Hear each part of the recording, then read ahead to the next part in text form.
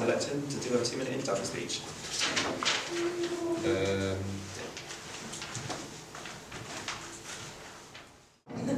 I'm Andrea, I'm a first year video art student. I did a foundation course at Rochester 4 years ago. So I've been at UCA for a total of 4 years. So I feel like I've got a sort of understanding of the needs of UCA. Some of the things that, the things that I put in my manifesto are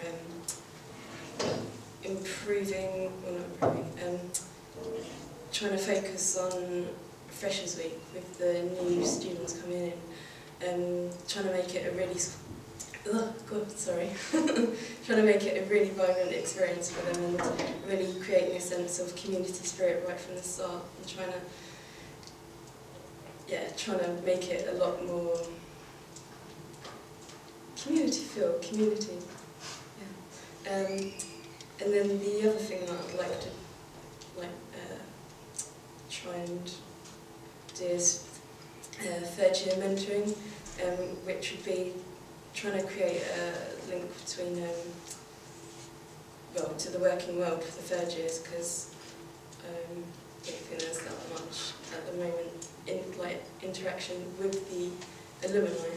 So trying to do something like that, and that's and listening to students and stuff like that. Thank you very much. Hi, my name is Luke Frost, and I'm running for the position of SE officer, obviously. I'm a third year illustration student. And mainly, I'd like to remind everyone that I'm not just speaking as a candidate, but as a student as well. I've been here 3 years, and I'm angry and concerned about the cuts being forced on further and higher education. I'm concerned as a student at this university, the fourth most cut university in England. They're about to see our quality of life and education severely impacted by these cuts. We're already seeing the repercussions of the cuts at this campus, probably more than any other UCA campus in my opinion. Mid-Kent approached UCA and asked to effectively rent what could be up to 20 rooms. I think this raises a lot of questions. It will be up to me as an SE officer to communicate frankly the demands of students in an attempt to eliminate any negative impact upon us in any possible co-optation deal with Mid-Kent. I've already been in 2 student meetings about the deal with senior management present, including the Deputy Vice-Chancellor, and I've expressed confusion at where management think these 20 rooms could possibly come from. If this deal goes ahead, will Maidstone students see the money from the deal? Will it come here? I want to push for more investment in this campus and its facilities, and most of all its social spaces. For example, the future of the bar is uncertain, and as you all know, the bar is integral for trying to build a socially vibrant atmosphere at this campus, which seems to have suffered lately, I think.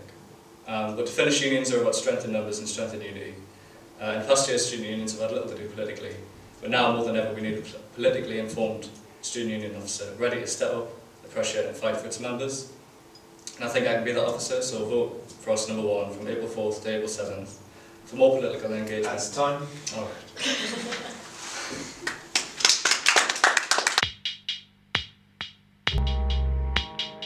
Well, I'd say I think there's already a lot of engagement. Senior management have been in those meetings that I mentioned in my speech. And I think as an SE officer, you're always going to have that contact anyway. But I think, engagement with the senior officers, the senior management is probably one of the most important things an SE officer needs to do, because if you and in other SUs, I've seen their officers proper rail against the leadership, and they've alienated the management that they should be working with. I think someone said that they were you're supposed to be like a critical friend to the SU. So I think engaging with, I think the links are already there, they're being built on by the SU already. It's just using them and going forward with that. And I think the links are there even for students. I'm a student now, I'm not an SU officer, and I've been able to contact them and be in touch with them and talk to them and express views. So I think it's just building upon what already exists. There is already like the links there, so it's integral to really sort of push on with it and really utilise the links and really make use of them. Trying to build upon it even more, as Luke said. Really, it's building, like using that platform to be able to really interact with them. But,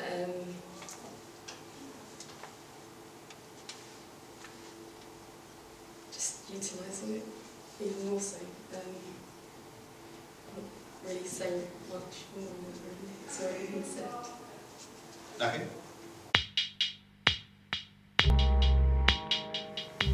Lowest priority.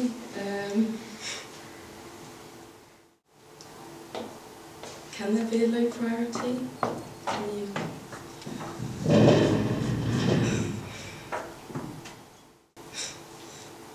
It's a hard, it's a difficult question. Yeah, I don't really think there can be any low priorities.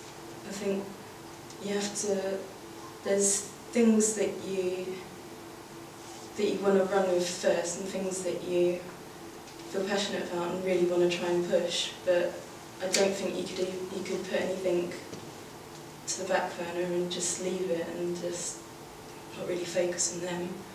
You've got to sort of focus on it all. If you're going to be elected, you can't have any low points. You have to focus on everything. That's no low points. Yeah, I completely agree. I don't think there can be any low priorities. You have to do what the students want as an SE officer. You can't just run about doing what you think is the highest priority. You have to talk to them, you have to engage with students, you have to do rounds, I guess. And whatever they say goes. So their lowest priority will be your lowest priority, I guess. With such a mixed bag that, I mean, like, in my manifesto I talk a lot about being a more political union and things, but it's not mutually exclusive. You don't have to lose other parts to have, you know, other parts, I guess. It's not, things don't have to drop off the face of the earth just because you focus on one thing at one time. You know, you have to kind of try and juggle it about. So, yeah, Andrea's right, there are no low priorities, so I wouldn't say there are anyway. And what one person thinks is important, another person might not, but you have to try and balance those things. So yeah, that would be my answer.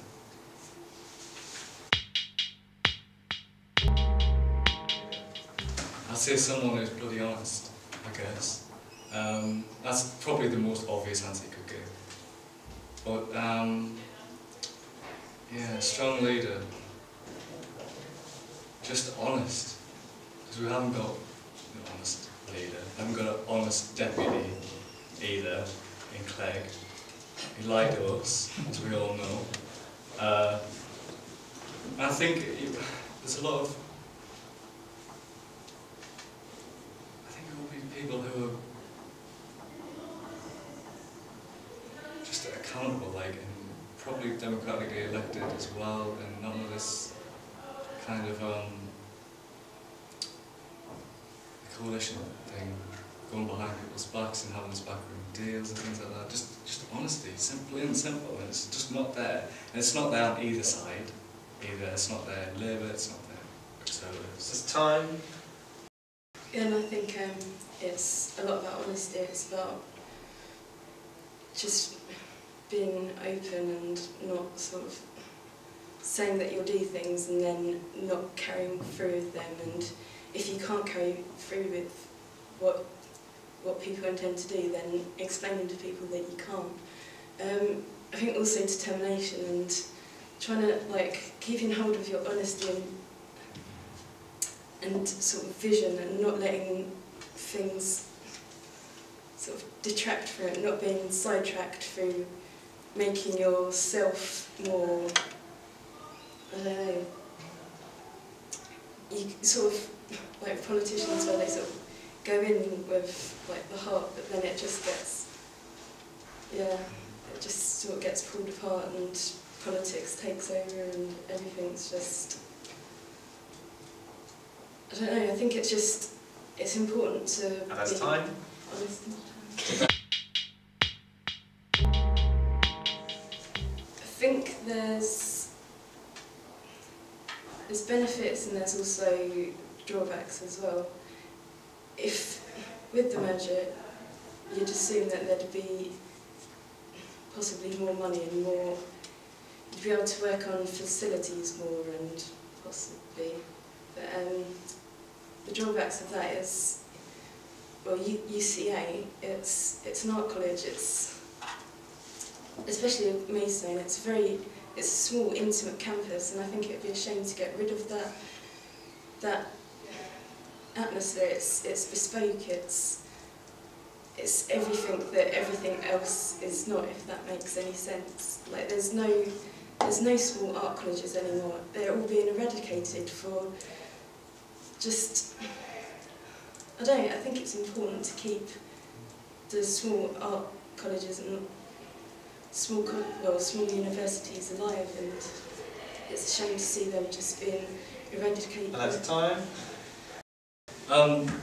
This is a big deal for me. I've been quite critical about the three campus thing. I don't think the university are being completely honest with us about it.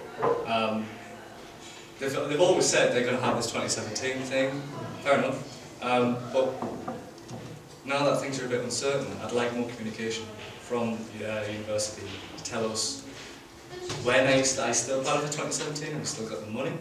And also, I think Andrew's spot on about having small campuses. We've been here ages. This campus has a history, the others do as well. It used to be independent, so there's that, I agree. And also think about the people here, how are they going to phase it out? How are the students here going to be affected? Are they going to stop investing here? That's a big issue that I've been mentioning in my manifesto.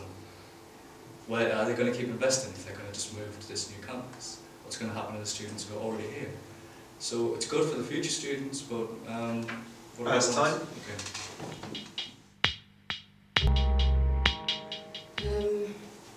My understanding is that they're run separately with the SU and the university.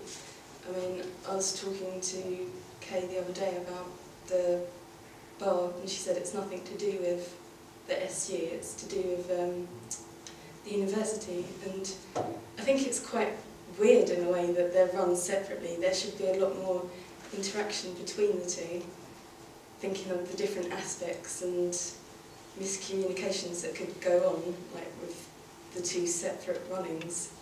You've got two agendas going on at the same time in conflict. It's a bit, I don't know, it's a bit not as, doesn't work as well as it should do. Well, as I understand it, Andrew's correct. The university funds the SU, completely independent and separate. And I think it should stay that way. Because you need this independence. You're right, they are two different things. They are two different viewpoints, or, and two different groups of people. The university are not a business, but they're